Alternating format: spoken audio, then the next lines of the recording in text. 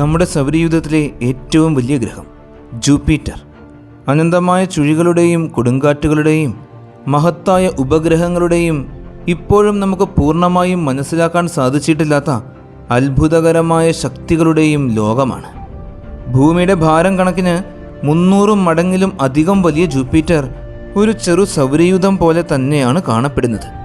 ഇപ്പോൾ വരെ ജൂപ്പിറ്ററിന് 95 അംഗീകൃത ഉപഗ്രഹങ്ങളുണ്ട്. അവയിൽ 4 വളരെ വലുതാണ്. ഇവയെ ഗലീലിയൻ ഉപഗ്രഹങ്ങൾ എന്നാണ് വിളിക്കുന്നത്. ഇതിലൊന്നായ ഗാനിമേഡ്, ബുധൻ, പ്ലൂട്ടോ എന്നിവയെക്കാളും വലുതാണ്.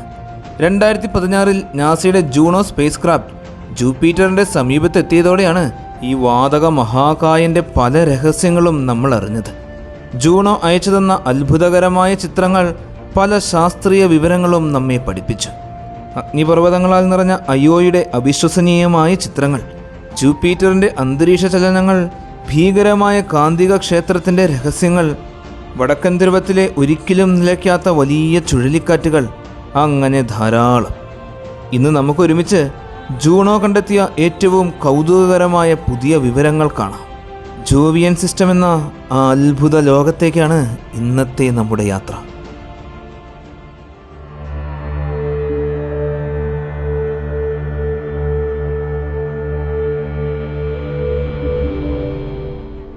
ജൂണോ സ്പേസ് ക്രാഫ്റ്റ് 2011 അമേരിക്കയിലെ ഫ്ലോറിഡയിലെ കേപ്പ് കെനാവറയിലുള്ള കെനഡി സ്പേസ് സെന്ററിൽ നിന്നുമാണ് വിക്ഷേപിച്ചത്. 2.8 ബില്യൺ കിലോമീറ്ററുകൾ ദൂരം. 5 വർഷക്കാലത്തോളം നീണ്ടുനിന്ന ആ വലിയ യാത്രയ്ക്ക് ശേഷം 2016 ജൂപ്പിറ്ററിൻ്റെ ഭ്രമണപഥത്തിലേക്ക് അത് വിജയകരമായി പ്രവേശിച്ചു. ജൂണോയുടെ ആദ്യ ദൗത്യം, അതായത് പ്രൈമറി മിഷൻ, 35 ധ്രുവ ഭ്രമങ്ങൾ, പോളാർ ഓർബിറ്റ്സ് ഉൾക്കൊള്ളുന്നതായിരുന്നു. ഇത് 2021 തന്നെ പൂർത്തിയായി. അതിനുശേഷം നാസ അതിനെ ഒരു വികസിത ദൗത്യം എക്സ്റ്റെൻഡഡ് മിഷൻ നൽകി. 42 അധിക ഭ്രമങ്ങളാണ് ഇതിലൂടെ ലക്ഷ്യമിടുന്നത്. ഇവയെ പെരിജോസ് എന്നാണ് വിളിക്കുന്നത്.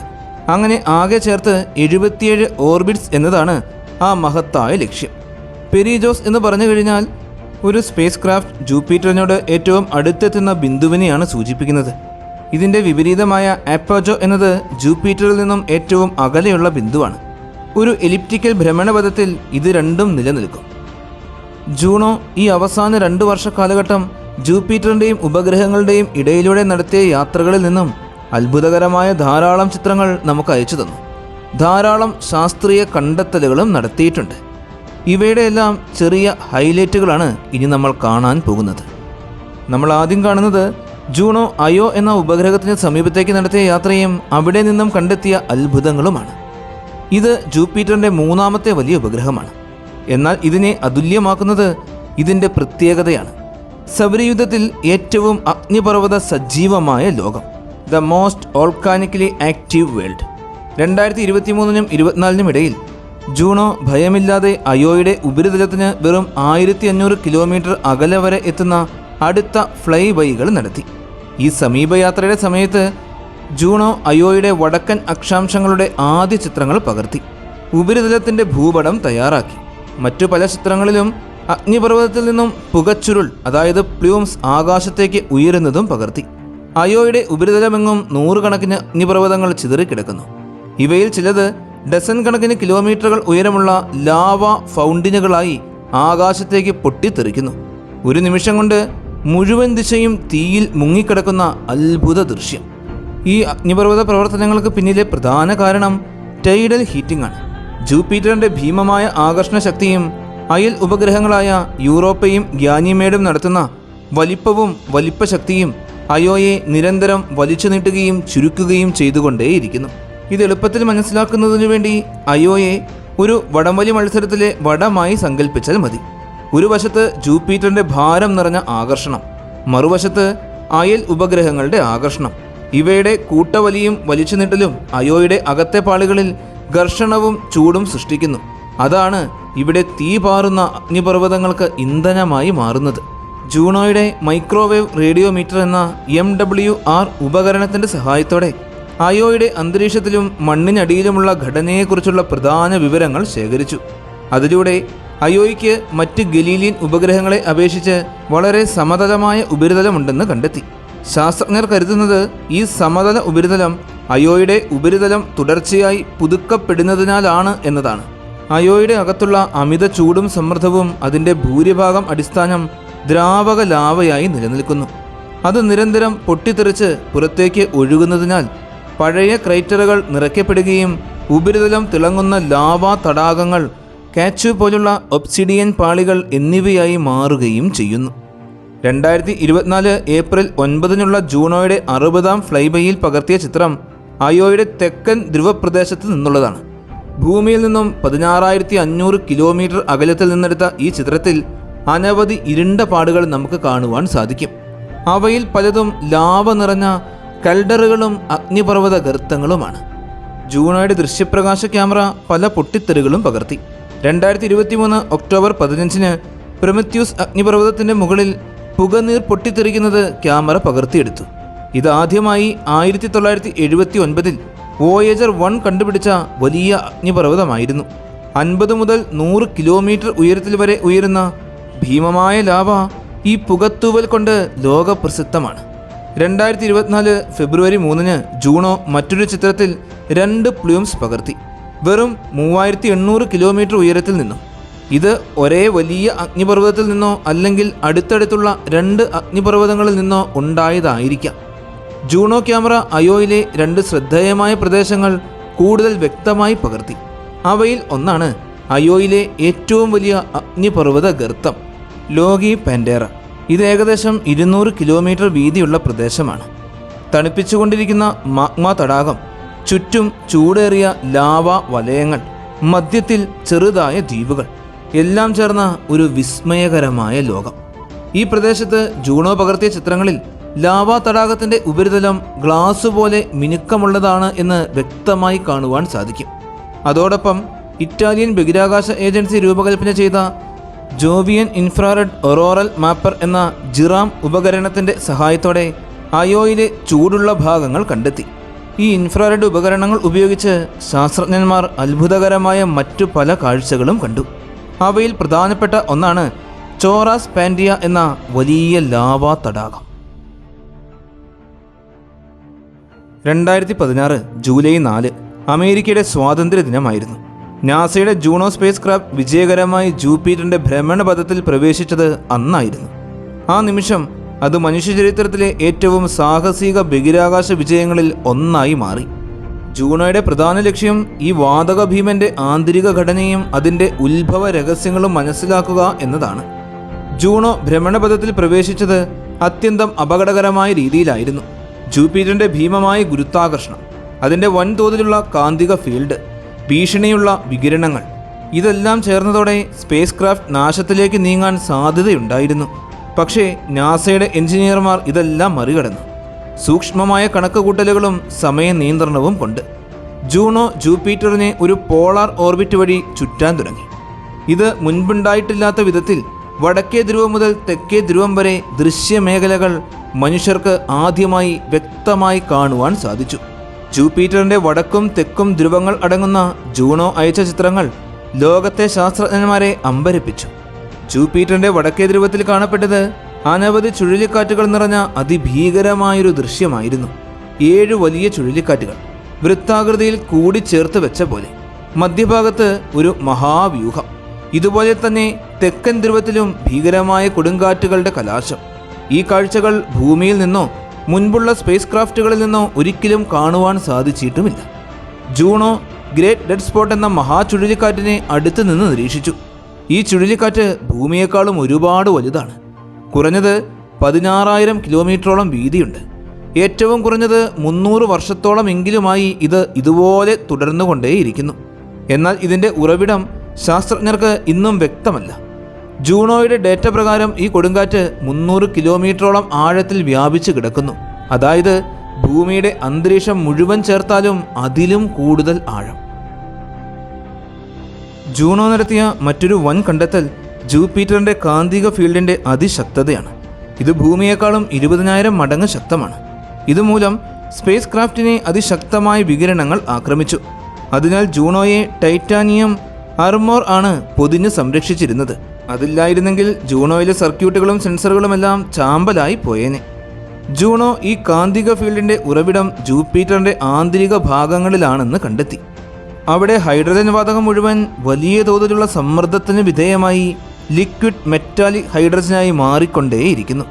ഇതാണ് ജൂപ്പിറ്ററിന്റെ ആന്തരിക വൈദ്യുത പ്രവാഹങ്ങൾക്കും കാന്തിക ഫീൽഡിനും കാരണം. ജൂണോയുടെ പ്രധാന ദൗത്യം ജൂപ്പിറ്ററിന് സോളിഡ് കോർ ഉണ്ടോ എന്ന് കണ്ടെത്തുകയായിരുന്നു. അവയുടെ കണ്ടെത്തലുകൾ സൂചിപ്പിക്കുന്നത് ഇതിനുള്ളിൽ ഒരു മങ്ങിയ മിശ്രിതമായ കോർ ഉണ്ടാകാമെന്നാണ്. ഇത് പാറയും മിശ്രിതമായ ഹൈഡ്രജനും ഹീലിയവുമായി ചേർന്ന അസാധാരണ ഘടനയാണ്. അതായത് ജൂപ്പിറ്ററിന്റെ ഉത്ഭവകാലത്ത് നടന്ന വൻതോതിലുള്ള ഗ്രഹസമഭാവങ്ങൾ അതിൻ്റെ ഉള്ളടക്കം കലർത്തി മാറ്റിയിരിക്കാം. ജൂണോയുടെ ക്യാമറയും പാർട്ടിക്കിൾ ഡയറക്ടറുകളും ജൂപ്പിറ്ററിന്റെ വൻതോതിലുള്ള ഒറോറകളെ രേഖപ്പെടുത്തി. ഭൂമിയിലെ ഉത്തര ധ്രുവത്തിലും തെക്കേ ധ്രുവത്തിലും കാണപ്പെടുന്ന നോർത്തേൺ ലൈറ്റ്സ് പോലെ തന്നെ. പക്ഷേ അതിനേക്കാളും ആയിരക്കണക്കിന് മടങ്ങ് ശക്തവും ഭയാനകവുമാണ് ഈ അറോറകൾ. ജൂപ്പിറ്ററിന്റെ ശക്തമായ കാന്തിക ഫീൽഡും അതിൻ്റെ ചന്ദ്രന്മാരിൽ നിന്നുള്ള, പ്രത്യേകിച്ച് അയോയിൽ നിന്നുള്ള സൾഫർ ഗ്യാസും തമ്മിലുള്ള ഇടപഴകലുകളിൽ നിന്നുമാണ് ഇവ രൂപം കൊള്ളുന്നത്. ഈ കാഴ്ചകളെല്ലാം അഗ്നിപർവ്വതങ്ങളുടെ വിസ്ഫോടനങ്ങൾ പോലെ ജൂപ്പിറ്ററിന്റെ ആകാശത്ത് തെളിഞ്ഞു നിൽക്കുന്ന തീക്കിരികളാണ്. ഇതുവരെ ജൂണോ അയച്ച ഓരോ ഡേറ്റയും ഓരോ ചിത്രവും നമ്മുടെ ഗ്രഹശാസ്ത്രത്തെ തന്നെ മാറ്റിമറിച്ചു. ജൂപ്പിറ്റർ ഇനിയൊരു വലിയ വാതക ഗ്രഹം മാത്രമല്ല, ഇത് ജീവന്റെ ജനനവും ഗ്രഹങ്ങളുടെ വളർച്ചയും മനസ്സിലാക്കുവാൻ സഹായിക്കുന്ന ഒരു കോസ്മിക് താക്കോലാണ്. 1610 ഗലീലിയോ ഗലീലി തൻ്റെ ചെറിയ ടെലസ്കോപ്പിലൂടെ നോക്കിയപ്പോൾ അദ്ദേഹം കണ്ട കാഴ്ച മനുഷ്യ ചരിത്രത്തെ തന്നെ മാറ്റിമറിച്ചു. അദ്ദേഹം അന്ന് ശ്രദ്ധിച്ചത് ജൂപ്പിറ്ററിനോടൊപ്പം നീങ്ങുന്ന 4 ചെറിയ നക്ഷത്രങ്ങളെ ആയിരുന്നു. പിന്നീട് അവയെ ചന്ദ്രന്മാർ എന്ന് തിരിച്ചറിഞ്ഞു.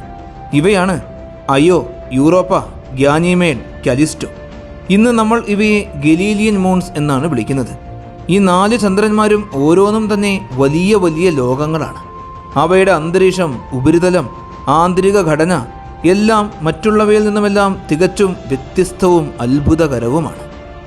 ആദ്യത്തെ ചന്ദ്രൻ അയോ, സൗരയൂഥത്തിലെ ഏറ്റവും അഗ്നിമയമായ സ്ഥലം. ഇതിൻ്റെ ഉപരിതലത്തിൽ 100 കണക്കിന് അഗ്നിപർവ്വതങ്ങൾ സജീവമായി പൊട്ടിത്തെറിച്ചുകൊണ്ടേയിരിക്കുന്നു. ചിലത് 300 കിലോമീറ്റർ ഉയരത്തിൽ വരെയാണ് പൊട്ടിത്തെറിക്കുന്നത്. ഈ അനന്തമായ ചൂടും ചലനവും ജൂപ്പിറ്ററിന്റെ ഗുരുത്വാകർഷണ ശക്തിയാലാണ് സംഭവിക്കുന്നത്.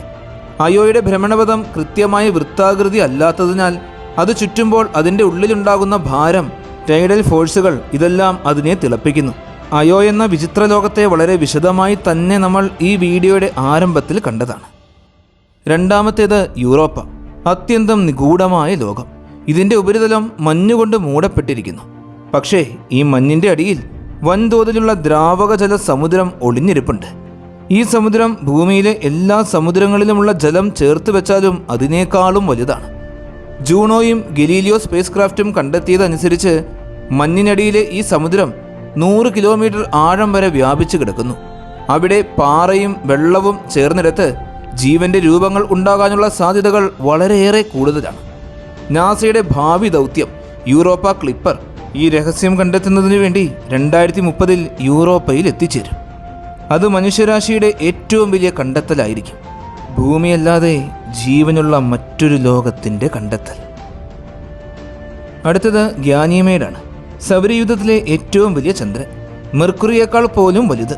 ഇതിന് സ്വന്തം കാന്തിക ഫീൽഡുണ്ട്. ഇതുവരെ മറ്റൊരു ചന്ദ്രനിലും കാണാത്ത വളരെ വലിയ പ്രത്യേകത. ഇതിൻ്റെ ഉപരിതലം പഴയതും പുതിയതുമായ പ്രദേശങ്ങളാൽ വിഭജിക്കപ്പെട്ടിരിക്കുന്നു. ചില ഭാഗങ്ങൾ മഞ്ഞുപാളികളാൽ മൂടപ്പെട്ടിരിക്കുന്നു, ചിലത് പഴയ പാറകളാൽ നിറഞ്ഞിരിക്കുന്നു.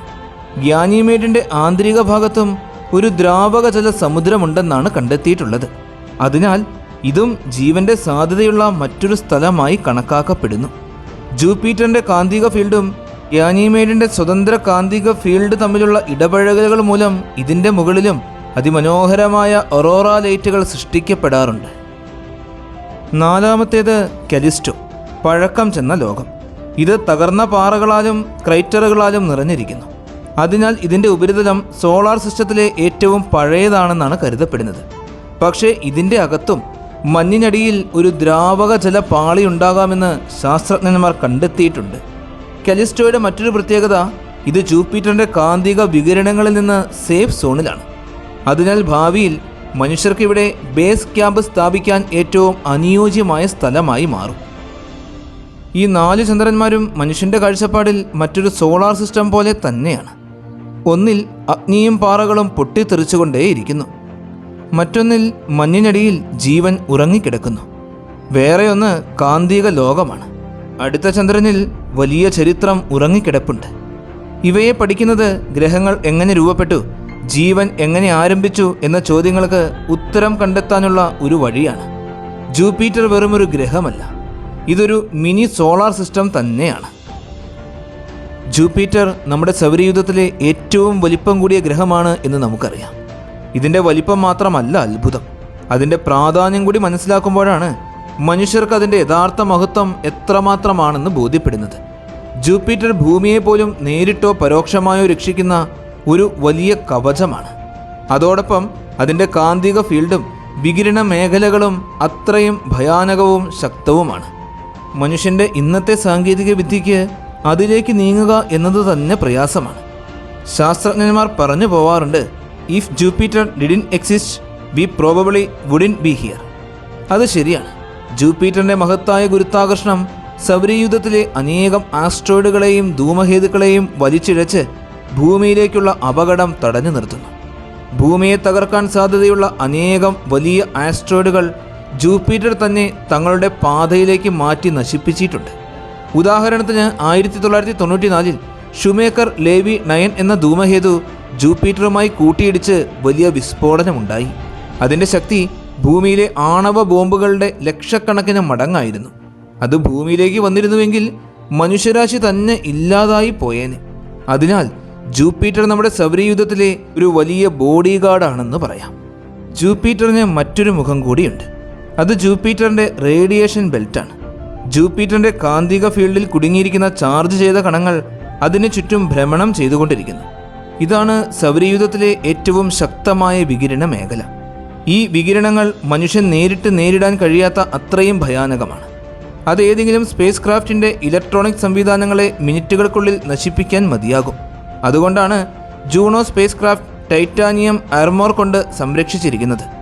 അവിടെ മനുഷ്യൻ പോകണമെങ്കിൽ അതിനുള്ള സാങ്കേതിക വിദ്യ നമുക്ക് ഇന്നുമില്ല. ജൂപ്പിറ്ററിൻ്റെ മേഘങ്ങൾ ഒരിക്കലും ശാന്തമല്ല. അവ നിരന്തരം ചലിച്ചുകൊണ്ടേയിരിക്കുന്നു, പൊട്ടിത്തെറിക്കുന്നു, ചുഴലിക്കാറ്റുകളായി രൂപം കൊള്ളുന്നു. ഓരോ നിറവും വെള്ള, തവിട്ട്, ഓറഞ്ച്, ചുവപ്പ് വ്യത്യസ്തമായ രാസസംയുക്തങ്ങളുടെയും താപനിലകളുടെയും പ്രതിനിധികളാണ്. മുകളിൽ അമോണിയ മേഘങ്ങൾ, താഴെ ഹൈഡ്രജൻ സൾഫൈഡ് പാളികൾ, ഇതിനിടയിൽ അനന്തമായ സമ്മർദ്ദത്താൽ ഉരുകിക്കൊണ്ടിരിക്കുന്ന മറ്റു വാതകങ്ങൾ. നമുക്ക് കാണാനാവുന്നത് ഈ ഭ്രാന്തമായ ഉപരിതലം മാത്രമാണ്. പക്ഷേ ഇതിൻ്റെ ആഴങ്ങളിൽ നടക്കുന്ന ഘടനകൾ മനുഷ്യശാസ്ത്രത്തിന് ഇന്നും രഹസ്യം തന്നെയാണ്.